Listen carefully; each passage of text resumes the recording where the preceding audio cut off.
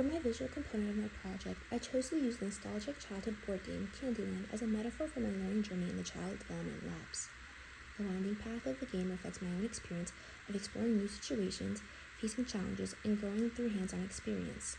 Each space along the board represents key moments, milestones, and insights that shape my understanding of child development, developmentally appropriate practice, and my professional growth. Using Candyland allowed me to connect my journey with the importance of play, exploration, and learning in early childhood. Let's start at the beginning. At the start of the semester, I entered the Child Development Labs feeling cautiously confident. I had prior experience working with children, and that familiarity gave me a sense of comfort before the semester. I believe I was a few steps ahead because of this background. However, my first day in the Child Labs, especially working with infants, quickly humbled me. I realized this was a completely different experience and challenged me in new ways. The first day felt very overwhelming, but it also opened my eyes to the many learning opportunities that lay ahead. In my early journal entries, I often wrote about my anxieties, fear of making mistakes, struggling to fully integrate myself into the daily routine, and constantly questioning whether I was doing the right things. Looking back now, I can see how those early uncertainties laid the foundation for my growth.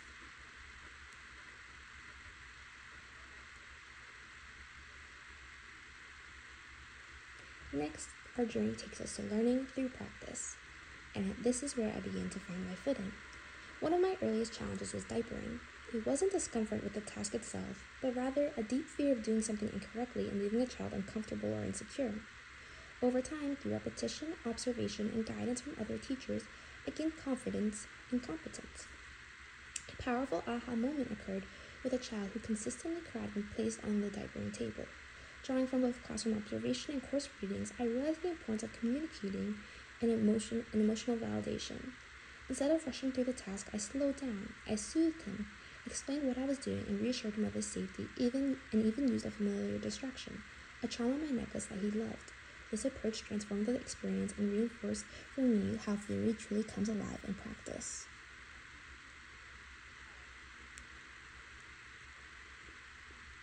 Next, we go on to seeing development in action. As the semester progressed, I began noticing developmental changes that deeply impacted my understanding of child development. One of our youngest infants, Joey, initially needed full support to sit. One day I walked in to see him sitting independently, an incredible demonstration of growing gross motor skills. Similarly, watching Basil finally crawl after weeks of trying was an unforgettable moment. The encouragement from teachers and her joyful response showed how supportive environments foster confidence and growth. Cognitive development was equally exciting to witness. Older infants such as Lily, Fiona, and Zora began recognizing words, following directions, and demonstrating early problem-solving skills. Seeing them identify objects by name or transition independently between routines highlighted the importance of language modeling, consistency, and a safe, predictable environment.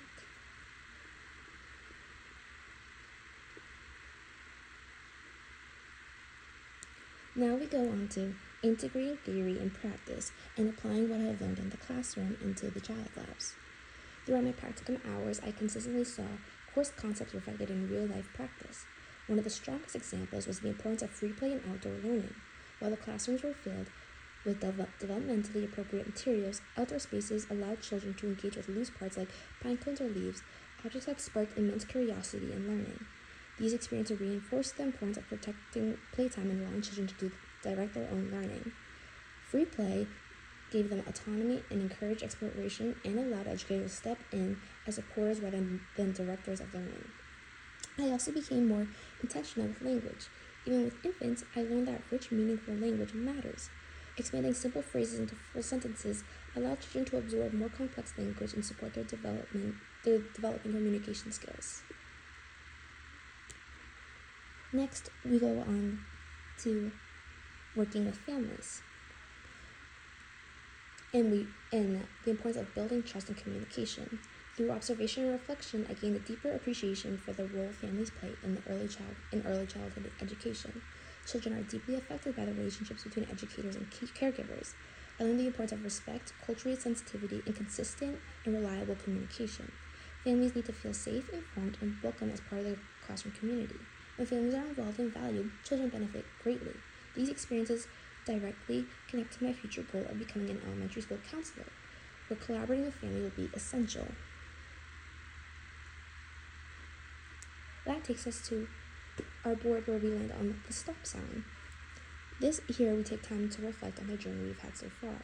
When I reflect on the vision I set for myself at the beginning of the semester, I feel proud to say that I feel fulfilled and exceeded by it. This experience gave me a deeper understanding of early childhood education and strengthened my ability to read nonverbal cues and helped me grow as a professional. I now feel more confident in my abilities to build meaningful relationships with children and communicate with intention and create environments where children feel seen, heard, and valued. I have also identified areas for continued growth, particularly in working directly with families. I know this goal will continue to develop through experience, reflection, and ongoing learning. As you can see, we only made it about 3/4 of the way through the map, and that's because we still have a lot left to learn and go through during this journey. But as we reflect, we learn and appreciate what I have come to experience and have a deeper understanding of. For the rest of the map, I hope as I move forward towards a career in elementary school counseling, I will carry these lessons with me. I plan to prioritize open communication, cultural sensitivity, and collaboration with families. Most importantly, I will always approach children with empathy, respect, and the belief that they are capable, curious learners. And that is where I will end up at the end once that has been fully achieved.